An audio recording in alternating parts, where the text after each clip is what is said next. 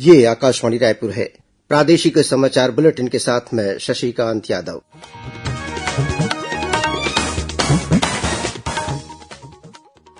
और अब पेश है आज के मुख्य समाचार। संसद का बजट सत्र कल से शुरू होगा। वहीं छत्तीसगढ़ विधानसभा का मानसून सत्र भी कल से शुरू होकर 26 जुलाई तक चलेगा। प्रदेश के पंचायत सचिवों के शासकीयकरण की मांग और इसके क्रियान्वयन पर विचार के लिए समिति का गठन किया गया है। आज गुरु पूर्णिमा के अवसर पर प्रदेश में विभिन्न कार्यक्रमों का आयोजन किया गया। मुख्यमंत्री विष्णुदेव साय आज बालोद और रायगढ़ जिले में आयोजित कार्यक्रम में शामिल हुए और प्रदेश के कई जिलों में बारिश का सिलसिला जारी। बस्तर में शबरी नदी सहित कई नदी नाले उफान पर।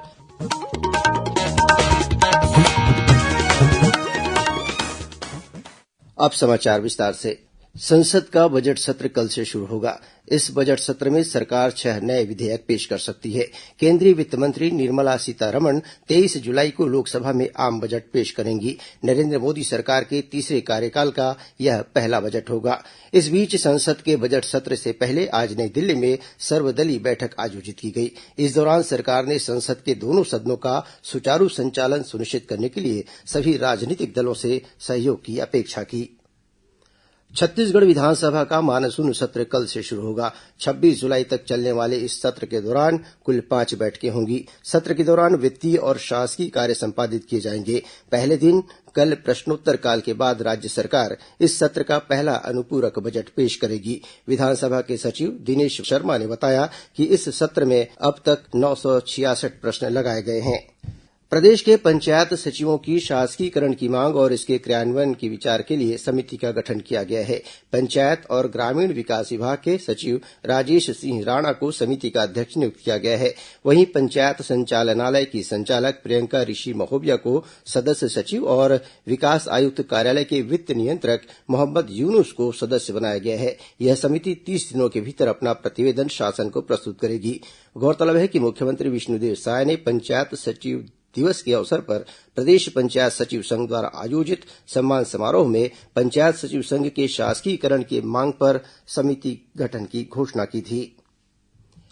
आज गुरु पूर्णिमा के अवसर पर प्रदेश भर में विभिन्न कार्यक्रमों का आयोजन किया गया। मुख्यमंत्री विष्णुदेव साय आज बालोद जिले के जामड़ी पाटेश्वर धाम में आयोजित गुरु पूर्णिमा महोत्सव में शामिल हुए।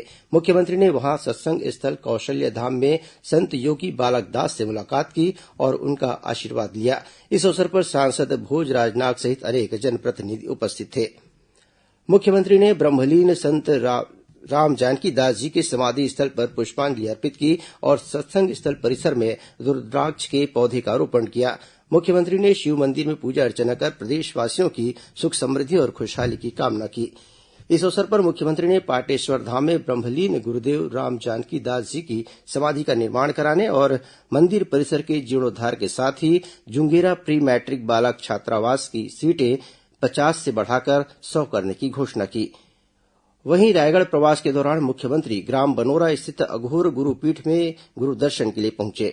वहीं उप मुख्यमंत्री अरुण साव भी आज गुरु पूर्णिमा के अवसर पर राजधानी रायपुर के बोरिया खुर्द में आयोजित वृक्षारोपण कार्यक्रम में शामिल हुए और पीपल का पौधा लगाया। इस वृक्षारोपण कार्यक्रम के तहत 230 एकड़ में फैले गजराज बांध के चारों ओर पौधे लगाए जाएंगे। कार्यक्रम के दौरान स्थानीय नागरिकों ने भी एक पेड़ मां के नाम अभियान के तहत अपनी मां की स्मृति और सम्मान में पौधारोपण किया।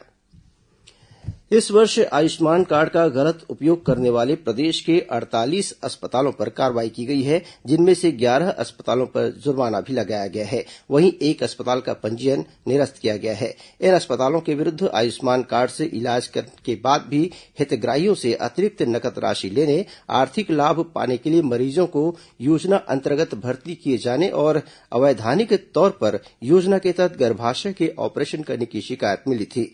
स्वास्थ्य विभाग ने 48 अस्पतालों में से शेष 33 अस्पतालों को कारण बताओ नोटिस भी जारी किया था, जिसके स्पष्टीकरण के बाद नियमानुसार कार्रवाई की जाएगी।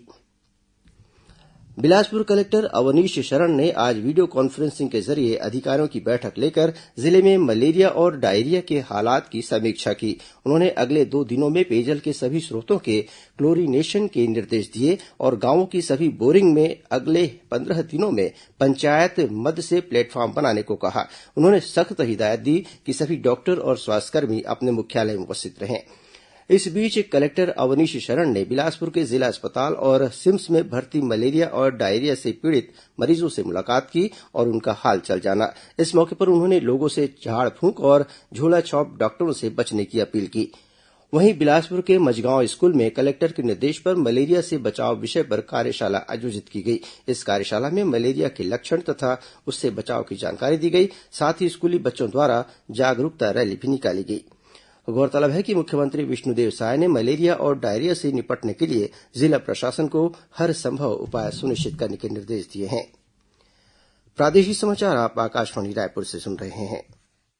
छत्तीसगढ़ की खबरों से है आपका वास्ता और खबरों की विश्वसनीयता से है हमारा वास्ता। आकाशवाणी समाचार रायपुर के प्रादेशिक समाचार बुलेटिन के साथ ही हमारे समसामयिक कार्यक्रम आप रेडियो के अलावा अपने मोबाइल पर भी सुन सकते हैं। आकाशवाणी समाचार फेसबुक, ट्विटर और यूट्यूब पर भी उपलब्ध है। हमारा Facebook page Chhattisgarh news on AIR, Twitter handle CGAIR news और हमारा यूट्यूब चैनल है छत्तीसगढ़ AIR न्यूज। तो अब रेडियो के साथ ही आपके मोबाइल के जरिए भी हम पहुंच रहे हैं आप तक। छत्तीसगढ़ की हर खबर के लिए सुनते रहिए आकाशवाणी समाचार।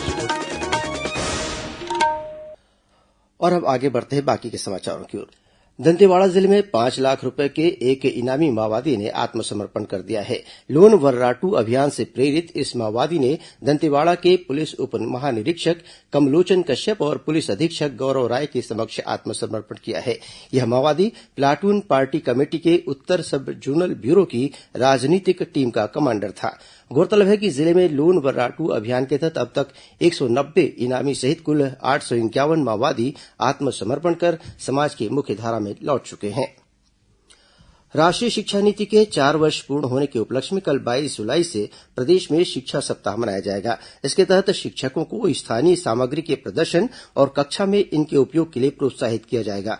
इसके अलावा छत्तीसगढ़ के सभी स्कूलों में 27 जुलाई को मिशन लाइफ भी मनाया जाएगा। इसके तहत पर्यावरण के संरक्षण के महत्व को लेकर बच्चों में जागरूकता के लिए स्कूलों में इको क्लब का गठन किया जाएगा। इको क्लब के माध्यम से एक पेड़ मां के नाम अभियान के तहत वृक्षारोपण किया जाएगा।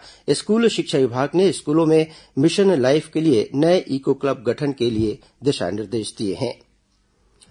Old listeners group of Chhattisgarh zone और अहिंसा रेडियो श्रोता संघ द्वारा आज रायपुर के वृंदावन हॉल में वर्तमान संदर्भ में आकाशवाणी व दूरदर्शन की प्रासंगिकता विषय पर एक परिचर्चा आयोजित की गई। कार्यक्रम के मुख्य अतिथि रायपुर दूरदर्शन केंद्र के अभियांत्रिकी विभाग के निदेशक संतोष कुमार देवहरे थे। इस अवसर पर आकाशवाणी केंद्र रायपुर के उपनिदेशक और कार्यक्रम प्रमुख लखनलाल भौर्य, कार्यक्रम अधिशासी शशि प्रकाश पांडे के साथ ही मोहनलाल देवांगन और झावेंद्र ध्रुव सहित अनेक श्रोता उपस्थित थे। छत्तीसगढ़ के कई इलाकों में आज भी बारिश का सिलसिला जारी है। सबसे ज्यादा बारिश बस्तर में दर्ज की गई, जहां शबरी नदी उफान पर है। वहीं सुकमा जिले में पिछले 48 घंटों से लगातार बारिश जारी है, जिसके कारण आम जनजीवन प्रभावित हुआ है। जिले का कोंटा इलाका टापू बन गया है। मिंटो नदी में बाढ़ से एर्राबोर्ड इलाके में राष्ट्रीय राजमार्ग क्रमांक 30 पर बने पुल पुलिया के ऊपर से पानी बह रहा है। कलेक्टर ने बाढ़ प्रभावित क्षेत्रों का दौरा कर निचली बस्तियों को खाली करवाकर लोगों के रहने और भोजन की व्यवस्था करने के निर्देश दिए हैं। इसी तरह नारायणपुर जिले में कल से लगातार भारी बारिश हो रही है। इसके कारण पिनगुंडा नाला सहित अंदरूनी क्षेत्रों में नदी नाले उफान पर हैं, जिससे इन मार्गों पर आवागमन बाधित हुआ है। वहीं सुरक्षा की दृष्टि से होमगार्ड की टीमों को तैनात किया गया है। वहीं कांकेर जिले में कोटरी नदी उफान पर है, जिसकी वजह से चारामा के पास राष्ट्रीय राजमार्ग पर पानी भर गया है। कोटरी और खंडी नदी का जलस्तर भी बढ़ रहा है। इधर दुर्ग जिले के मोगरा जलाशय से 36 क्यूसेक पानी छोड़े जाने के कारण शिवनाथ नदी का जलस्तर बढ़ गया है, जिससे पुल से 6 फीट ऊपर पानी बह रहा है। वहीं एनीकट के 9 गेट भी खोले गए हैं। जल संसाधन विभाग द्वारा महमरा एनीकट के दोनों ओर ही गेट पर ताला लगाकर मार्ग बंद कर दिया गया है। शिवनाथ नदी तट पर बसे गांव में मुनादी कराकर नदी से दूर रहने की चेतावनी दी गई है। इस बीच इसी जिले के अंजोरा थाना क्षेत्र के ग्राम थनौद में शिवनाथ नदी के बाढ़ में लगभग 10 मजदूर फंस गए, जिन्हें दुर्ग एसडीआरएफ की टीम ने सुरक्षित बाहर निकाला। इस बीच मौसम विभाग ने अगले 24 घंटों के दौरान रायपुर, बस्तर और दुर्ग संभाग में भारी बारिश होने की संभावना जताई है। मौसम विभाग ने आज 5 जिलों में ऑरेंज और 12 जिलों में येलो अलर्ट जारी किया। अब कुछ अन्य खबरें संक्षेप में। छत्तीसगढ़ विधानसभा के अध्यक्ष डॉक्टर रमन सिंह और उप मुख्यमंत्री अरूण साव ने राजनांदगांव में नगर निगम द्वारा कराए जाने वाले 13 करोड़ 81 लाख रूपये की लागत के 96 विकास कार्यों का भूमि पूजन किया। उप मुख्यमंत्री तथा नगरीय प्रशासन मंत्री अरूण साव ने रायपुर स्थित अपने निवास कार्यालय में केन्द्र सरकार द्वारा स्पार्क पुरस्कारों से नवाजे गए नगरीय निकायों के अधिकारियों और लाभार्थियों को सम्मानित किया।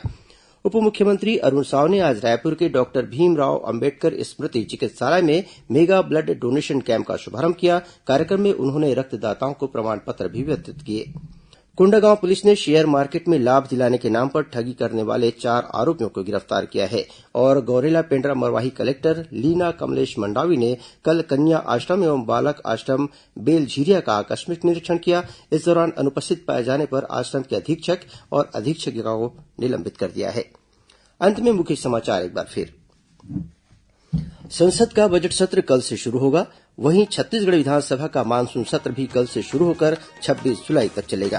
प्रदेश के पंचायत सचिवों के शासकीकरण की मांग और इसके क्रियान्वयन पर विचार के लिए समिति का गठन किया गया। आज गुरु पूर्णिमा के अवसर पर प्रदेशभर में विभिन्न कार्यक्रमों का आयोजन किया गया। मुख्यमंत्री विष्णुदेव साय आज बालोद और रायगढ़ जिले में आयोजित कार्यक्रम में शामिल हुए और प्रदेश के कई जिलों में बारिश का सिलसिला जारी। बस्तर में शबरी नदी सहित कई नदी नाले उफान पर। इसी के साथ प्रादेशिक समाचार बुलेटिन समाप्त हुआ। नमस्कार।